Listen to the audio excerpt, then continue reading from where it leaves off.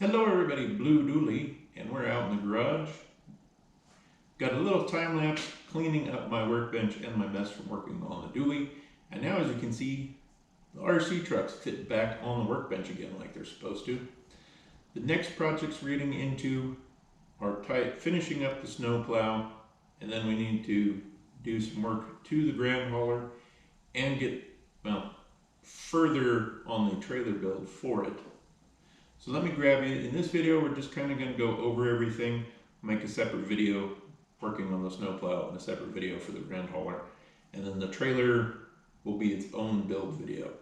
So if you've kind of been wanting more RC content on the channel, we're finally going to get back to it. I needed to get my truck working though. So let me grab you, we'll get you closer to both trucks and kind of go over what's coming up for these two projects. On the ground hauler, I still need to clean it. It's still kind of dusty and dingy from the dig days. My bumper, which is going to be kind of hard to see because the lighting's not great. But the bumper's loose. I kind of got backed into and took some of my paint off the grill. The major change to the truck, right now it's running a My Trick RC light kit. And I'm using different channels on the radio so the turn signals do not actually actuate with the servo for steering. The turn signals are on their own because that always bugged me. But I'm going to take the light control out of this. I have a Beer, sound light, and ESC all in one unit to put in the ground hauler. So it'll have sound, it'll have more light functions. Now the ESC I'm not going to use to power the truck. If you've seen in previous videos, the truck is running a Hobbywing Fusion 1200 kilovolt system, and it is perfect in these trucks. You have to move the servo forward about 1 millimeter to get it to fit, but it has more than enough power to drag 50-60 pounds behind this truck. It's quiet, it's super smooth. I love that system. So I'm actually going to use the control module from the Beer and run wires from the ESC back, and that ESC is going to run the motor for my belt on the trailer. To plug the trailer lights in, the electric motor for the belt, and all the other functions on the trailer, I'm going to 3D print a tank setup so it'll look like what's called a wet kit. It'll look like a hydraulic tank. There'll be a bunch of holes in here.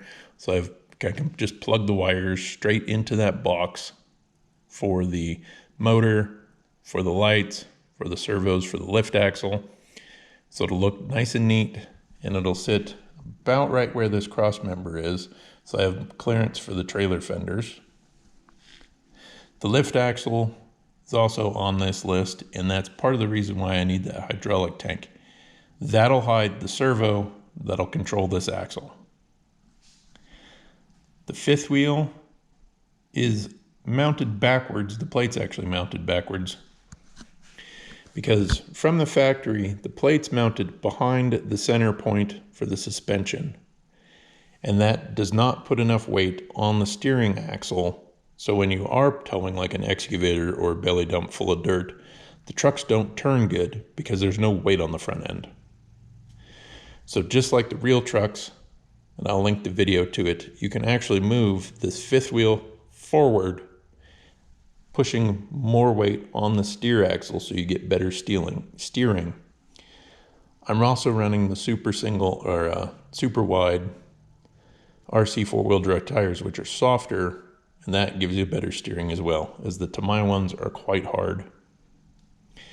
Now on the trailer itself, I need to get some more steel, but I have some 1/4 inch solid rod, which is actually going to make up the frame of the trailer. And 2 pieces of 36 inch aren't enough to do the whole trailer. I can get started on the frame that goes around the front. So once I get that frame built, I'll use it off the back of the sleeper to figure out how wide from here to here needs to be, and then I'll also do the total height The trailer will sit higher, so I need to trim some off the height here because the belt will have to go between the bottom of the trailer and the fifth wheel mounting plate, or the kingpin mounting plate for the trailer. So I need to look at some reference photos, and I'll throw a reference photo up for what I'm talking about. But the trailer I'm modeling on has a steel tube kind of frame or superstructure around the whole thing to hold the weight. But on the truck, the sheet metal, being bent like it is going to actually hold all the weight. I also need the tubing to come out far enough for the trailer fenders at the front and for the fenders in the rear. So that square tubing will be welded to the bottom of the sheet metal and come out. And then the suspension setup I'm going to build for it will be welded to that.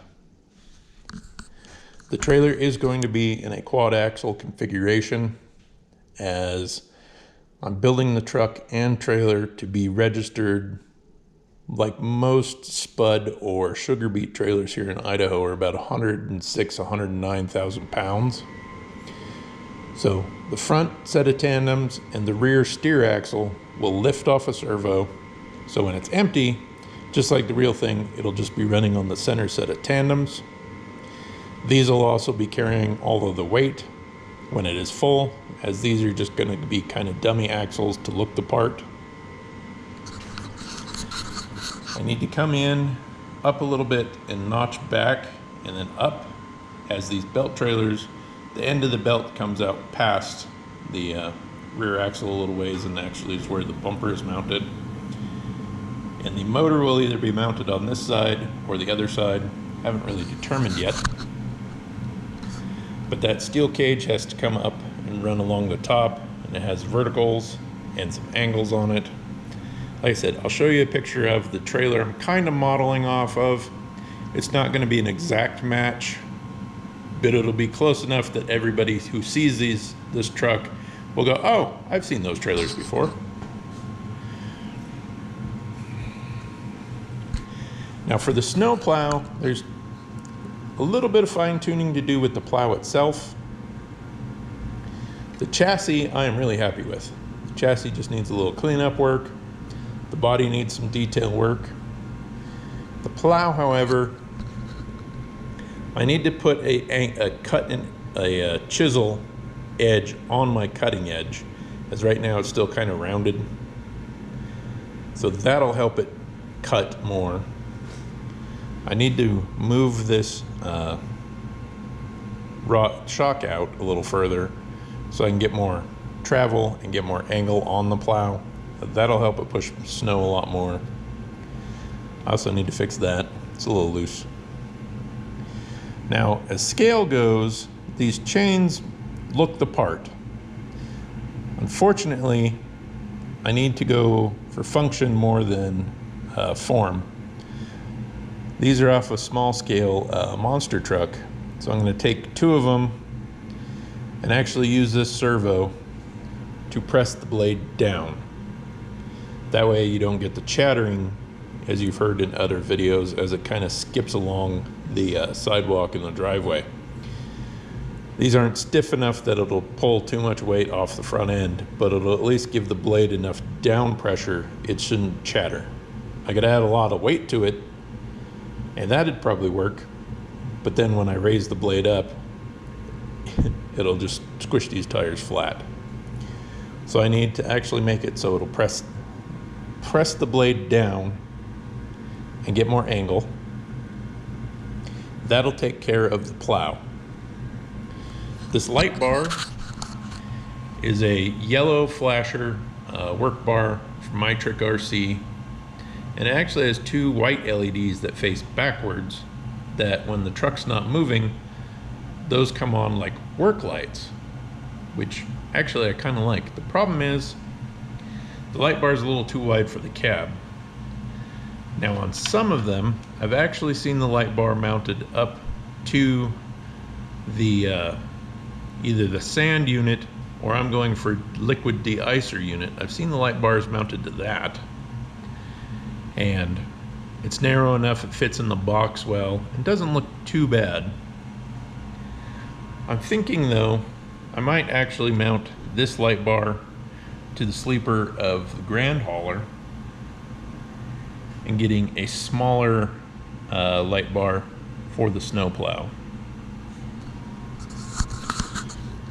As I mentioned, the chassis itself, I'm happy with. The Hercules Hobbies diff lock axles work really well.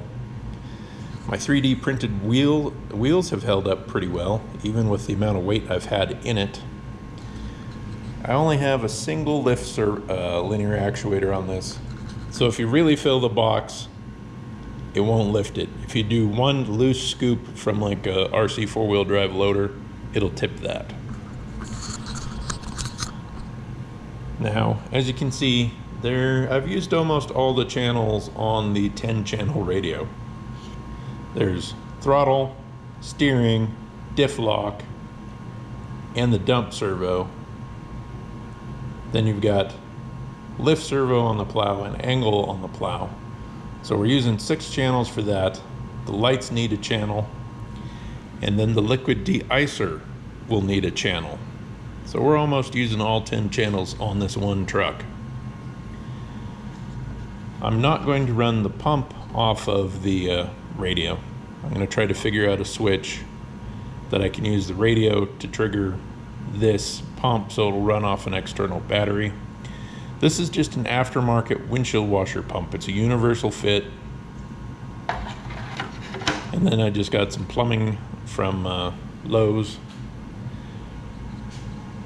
I also need more of that square rod because I'm going to build the cage that holds the tank, the pump, and then the sprayer bar will all be mounted in one unit. So that whole thing will just kind of slide in like the real ones, and then that spray bar will come down here, and I'll actually be able to use liquid de-icer, pet-friendly liquid de-icer I should add, when I'm plowing snow with the truck. If I hit an icy patch, I can just spray down some liquid ice melt, and that'll mean I can almost just sit in the garage and do the whole driveway and the sidewalk without leaving the garage. The interior is going to, I need to clean it up.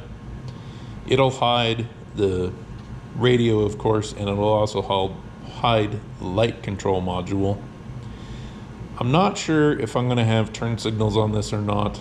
I think I might just have static lights where when the truck's turned on, all the lights come on and stay on. But I need to do some painting to the dash to give it a little more detail, the seats, and then there's a center console with a lot of switches that go in here. I need to do a little painting on that so it gives it a little more depth.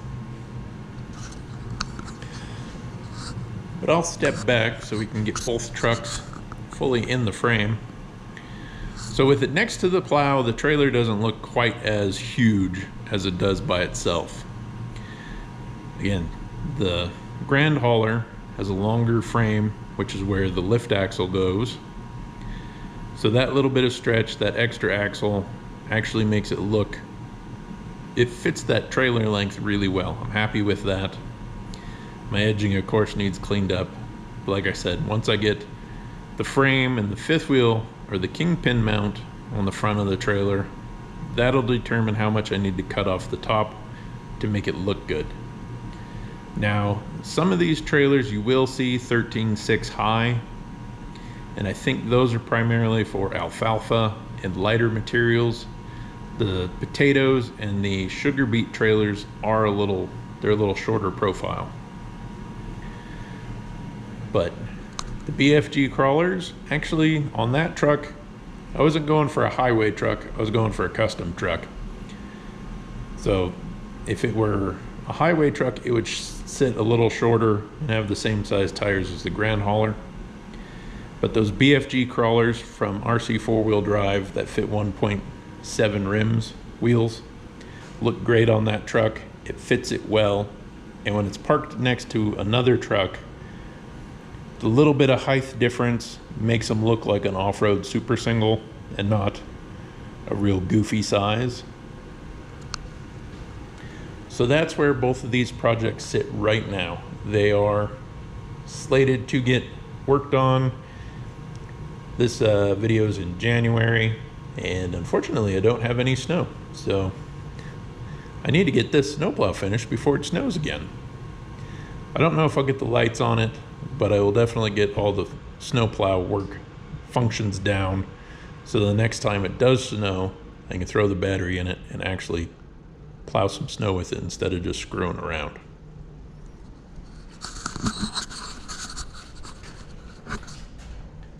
That's going to do it for this video. Like I said, just kind of a quick overview what RC content is coming up next on the channel.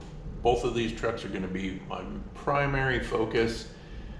The crawlers and stuff kind of on the back burner a little bit. I have a body to paint for my HPI Venture Scale Builders Kit, so I need to work on that as well. But these two trucks are going to be the primary focus, as well as getting the dually dynoed. And then from there, we will do some video game content and probably some live streams. So be sure to subscribe to the channel so you can see both of these get finished, the trailer get finished, the truck figure out how much horsepower we're making, and whatever else we do on the channel. So be sure to hit like, subscribe, and we'll catch you in the next one.